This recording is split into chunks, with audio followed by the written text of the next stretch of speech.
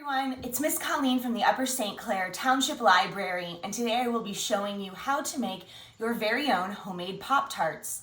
This will be a 4-step process. We'll start with the dough, work on the 2 fillings, and then we'll bake and assemble, and hopefully come out with some delicious breakfast treats.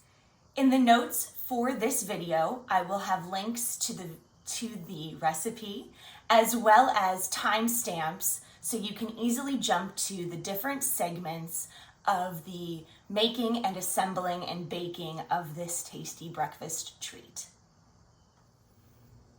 So the first step to creating the Pop-Tarts is to make a flaky pie crust.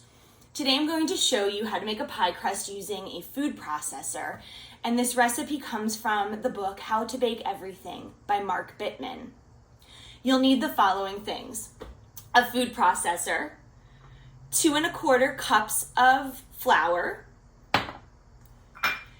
2 teaspoons of sugar, 1 teaspoon of salt, 2 sticks of butter cubed, and the most important ingredient, ice water. Not just cold water, but water with ice cubes in it. The first step for our dough is to combine the flour, the sugar, and the salt into the food processor. Cover it.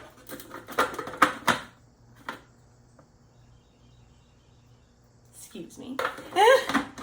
And then we're gonna pulse it for 2 or 3 times to combine all 3 ingredients. Here we go.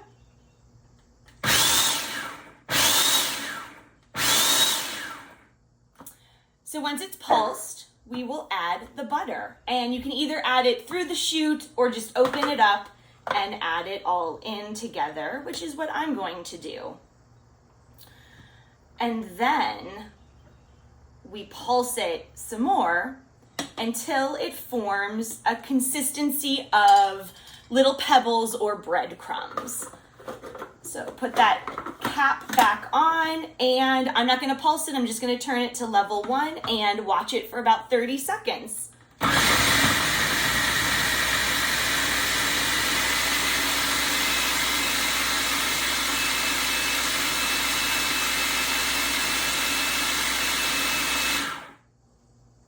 All right, a little bit less than 30 seconds, maybe 5 to 10.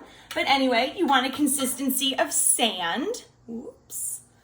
And here is where we need the ice water, because we're going to add ice water by tablespoon to our mixture until it starts to form a ball of dough. I'm going to start with 2. You'll need about 6, but remember, you can always add more water if it's too dry, or more flour if you make it too runny. This next bit, I'm just going to keep it running while I add the water.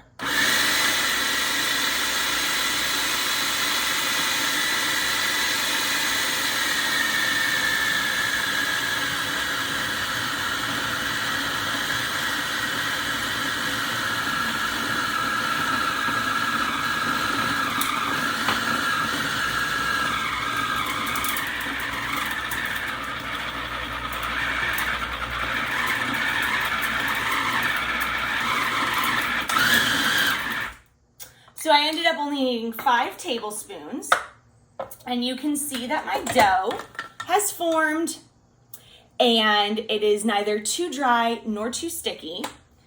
And we're just going to set it aside for a minute while we prepare our workspace. So to prepare your dough for resting, you'll need 2 sheets of saran wrap, cling form, plastic wrap, whatever you call it. And you're going to take the dough from the bowl of the processor and divide it equally between the 2 squares. You could get fancy and use a scale, but you can just eyeball it. So I've formed it into a ball.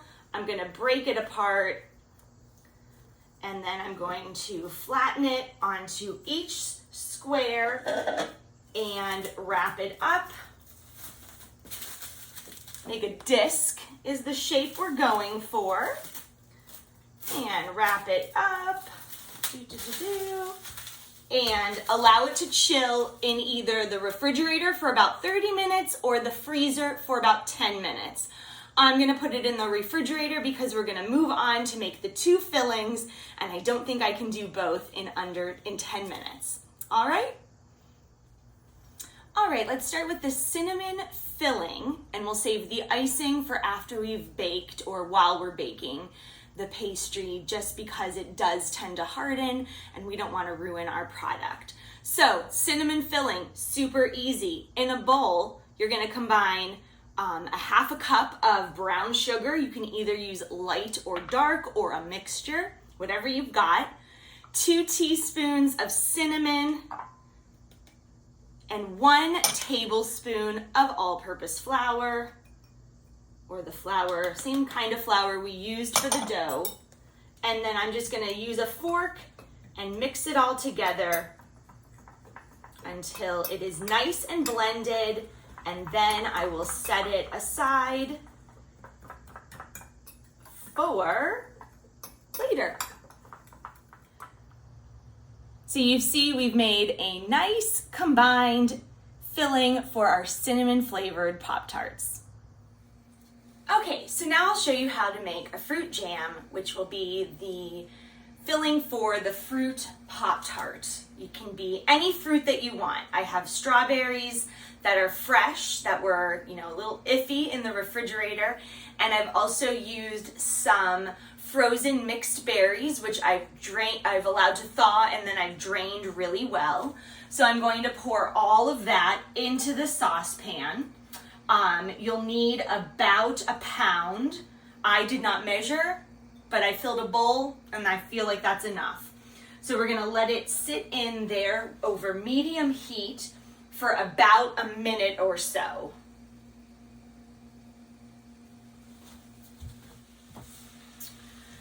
So after about a minute, we are going to add our sugar and our liquid. You will need a 1/4 cup of sugar and 2 tablespoons of either fresh lemon juice. I'm just gonna use lemon juice from a bottle, or white vinegar, or something that's acidic. It all melds together to sort of make the jam.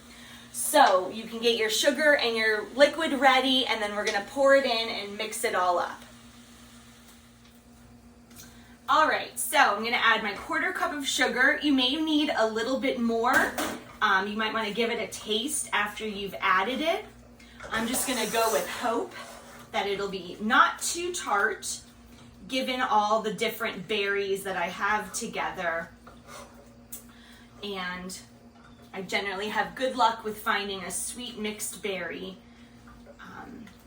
bag. And then 2 tablespoons of lemon juice. It says fresh lemon juice. If you've got the bottle, you can use it. If you've got the lemons, you can use it. You can also use white vinegar or maybe apple cider vinegar. That has a little bit more of a sweet taste. So then if you use the white vinegar, I would imagine you might want to add a bit more sugar.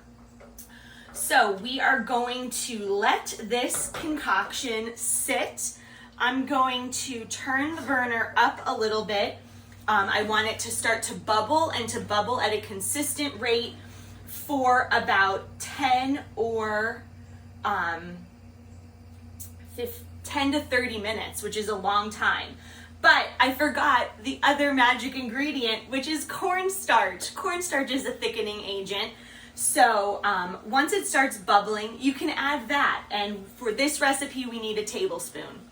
Again, you might want to add a little bit more depending on the type of fruit that you've used. So I know that I've used mixed berries that were frozen, so they have a lot of liquid. Even though I drained them all day yesterday, I still probably have more liquid than I would have had if I had just used fresh raspberries or strawberries or blueberries from the grocery store. So I'm gonna add probably a tablespoon and then maybe a pinch, and we'll see what happens. You can always add a little bit more, and you don't have to really offset it with any additional sugars.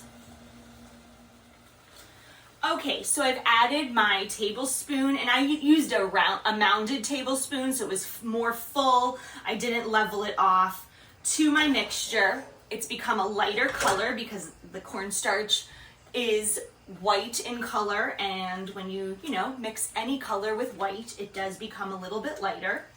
So we are just truly gonna let this sit and simmer and bubble. You will want to stir it occasionally so it does not stick to the bottom of your pan and start to burn. And this is probably, other than letting the dough chill in the refrigerator, the most time consuming of our whole process, other than baking. But at least when you've done the baking, you have a Pop-Tart at the end. All right, so we'll just let this go until it reaches a jam-like consistency, stirring and mashing your fruit as it breaks down and heats up. So after about 15 minutes on the stove, my fruit sauce has reached its consistency that when it cools, it will be more of a jam. For the Pop-Tarts, we're going to take a half a cup of jam.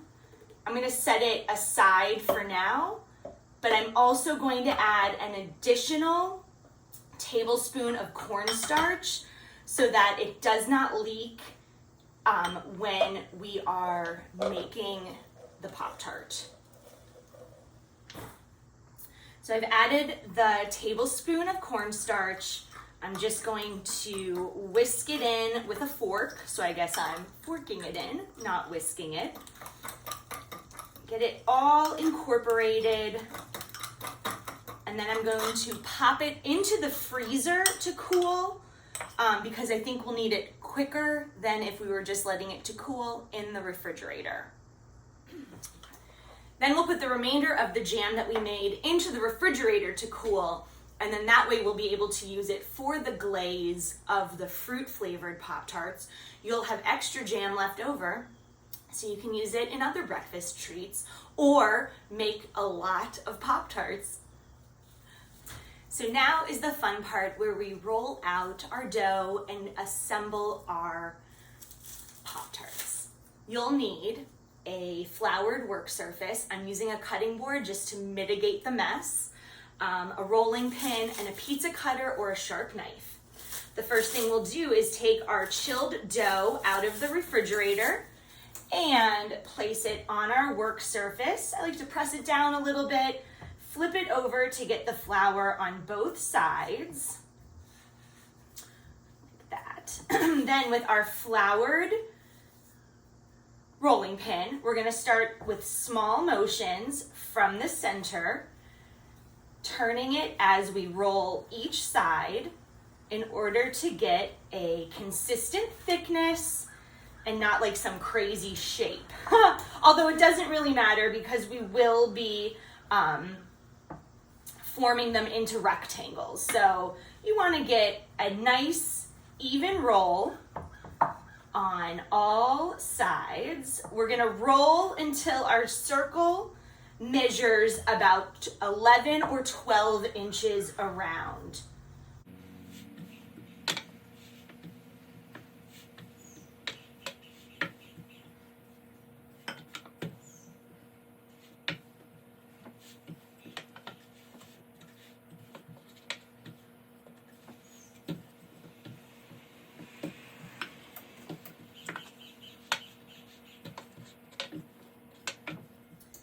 So using your knife or pizza cutter, we're going to create a rectangle from our circle. And of course, save those scraps so that you can make more Pop-Tarts. Now, the recipe says a 9-inch square, but it's baking, it's a Pop-Tart. We're not selling them. If you're selling them, make them as uniform as you can. But if you're not, a simple rectangle will do. And then what I'm going to do from this rectangle is cut 3 strips of dough, approximately the same size. And there you go. 3 pieces of dough.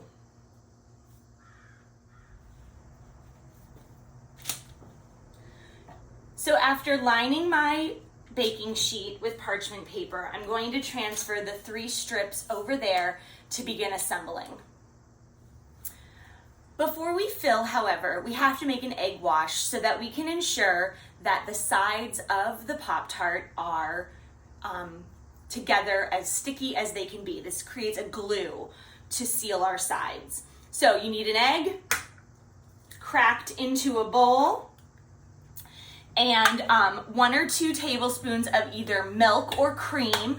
I have heavy whipping cream, which is going to be used for the glazes. You could use half and half. I would recommend, if you're gonna use milk, to use a vitamin D or a 2%, a higher fat content, just so you can ensure that you create something that is sticky enough to bind the edges. I have never made an egg wash with dairy-free milk, but I would go again with a higher fat content. So maybe like the higher fat of almond or oat or coconut or soy, whatever you use. So to make the egg wash, you combine both ingredients into a bowl and whisk it together. You can use a little whisk if you have one. I'm just gonna use a fork, and you'll wanna make sure that everything is combined as evenly as possible. Nice little whisk around like you're making scrambled eggs, right?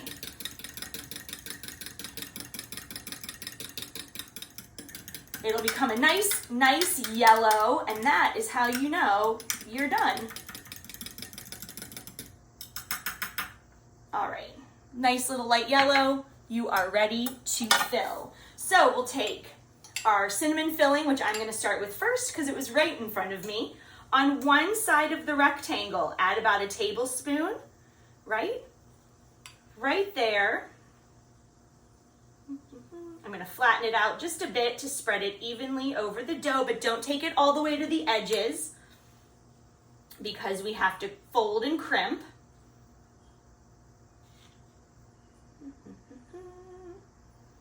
You can flatten it toward the top because I don't think I've used half of it. There we go. All right.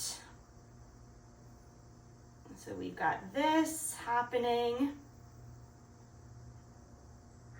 Basically, these are sweet ravioli or pierogi, but just a little bit bigger than you would if you were making either of those 2 things.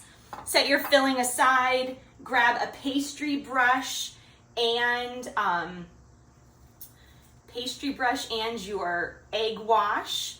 Brush along the 4 edges, trying not to disrupt the filling, but again, no harm in any of that. Also, if you drip, it's okay too, because it's all gonna bake together and be delicious because you've used eggs and cream and sugar.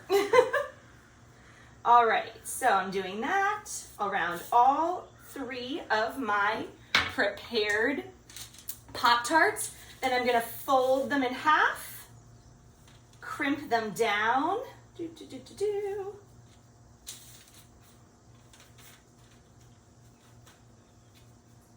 We don't have to make sure they're sealed on this step because we are going to grab another fork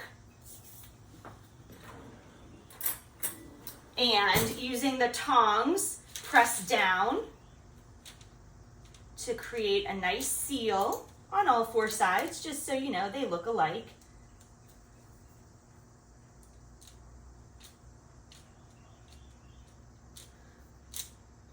And then on the top of your Pop-Tart, poke 3 sets of holes and repeat with your remaining Pop-Tarts.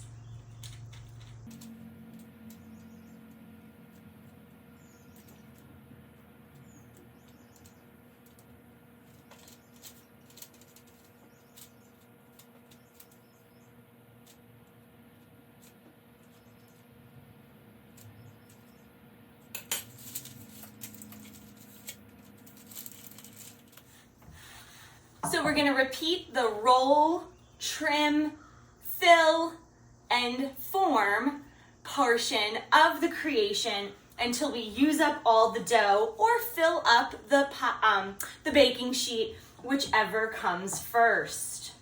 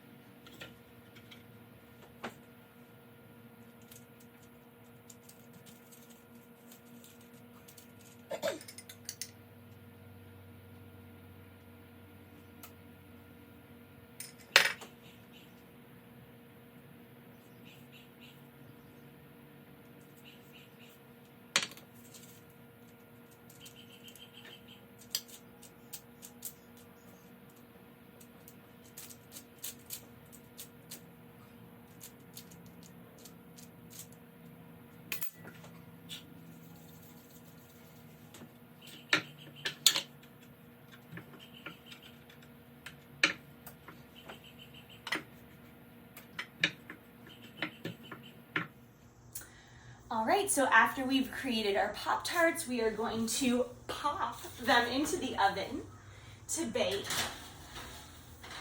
about 15 to 20 minutes, probably setting your timer for just 15 and seeing how they look, or until they are golden brown. To assemble the fruit-filled ones, you'll want to take a dollop, a spoonful, tablespoonful, or a little bit more, and place it again onto one side of the long rectangle.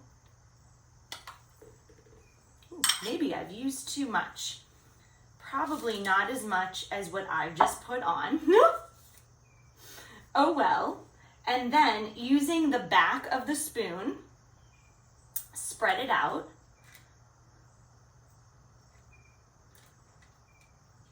And do the egg wash, fold, and crimp procedure like we did for the cinnamon ones.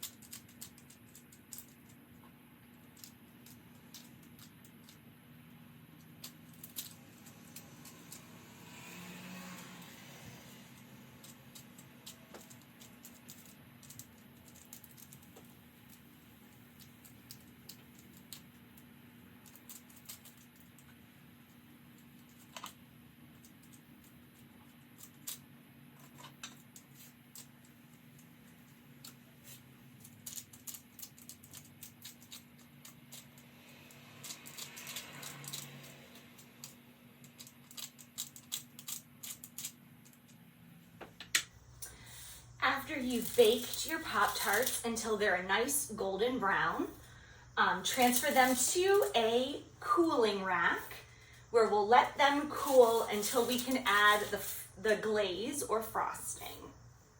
So while our cinnamon flavored Pop-Tarts cool, let's work on the cinnamon glaze. You will need powdered sugar or confectioner's sugar, cinnamon, vanilla, and heavy whipping cream.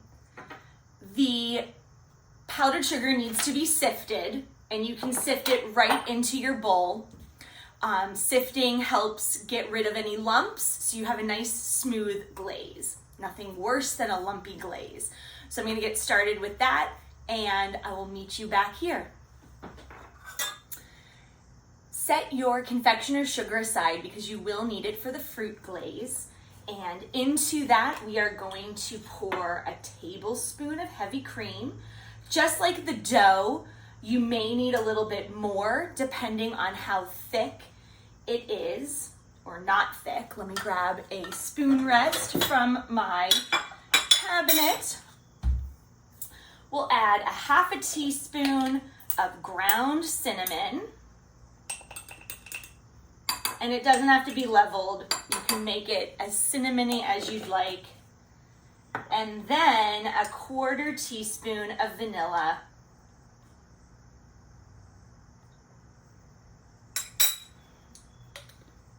And we will whisk it all together. And this is when you'll find out if you need more heavy whipping cream. Don't pour it in quite yet. Keep mixing. And if you've got a clump like I do, add a splash. So what I did was that I added heavy whipping cream and whisked until it was a little bit of a runny mixture. I'm afraid it might be a little too runny, so I'm going to take some powdered sugar and I'm just going to add a heaping quarter or half teaspoon. Because again, just like the pie crust, you can add more flour or thickening agent, in this case, the confectioner's sugar, to it so it doesn't run all over or run off of your Pop-Tart. Once it is to the consistency that you like, you can set it aside. It will start to harden in about an hour, but we won't take that long. So preparing the confectioner's sugar in the same way that we did for the cinnamon glaze, we will make the fruit glaze. And instead of cinnamon, we're going to use some of the jam that we made in the first step. So you have your confectioner's sugar, we'll do some jam, and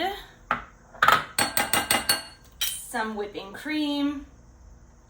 And again, just like in the first, if it's too thick, you can add more whipping cream.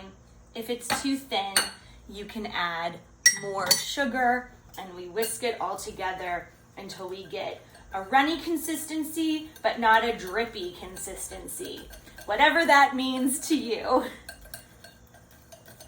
I started right off the bat with 2 tablespoons of the cream, and it seems to be about good. I'm gonna add just a wee bit more of confectioner's sugar because I am afraid that it might be too runny.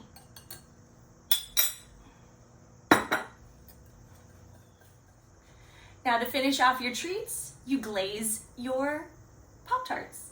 I'm starting with the cinnamon ones because those came out of the oven first. They are cool enough. Taking my pastry brush, I'm going to artfully decorate my Pop-Tart with the glaze. I've placed some parchment paper underneath just in case we have drips, because I don't want to clean up my kitchen anymore. So glaze your Pop-Tarts with the pastry brush. If you have one, you can always also use a spatula. I have one right here.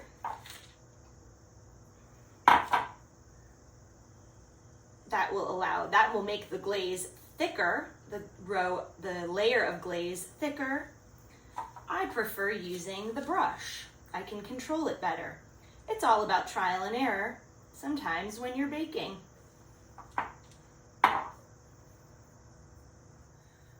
Once your berry pies have cooled, you can glaze them also with the berry glaze and add some sprinkles if you have some for an added treat. And both glazes will harden in about an hour, but obviously you can eat them straight away or pack them tightly in an airtight container to save them to share. I hope you enjoy. Thanks for watching. Bye.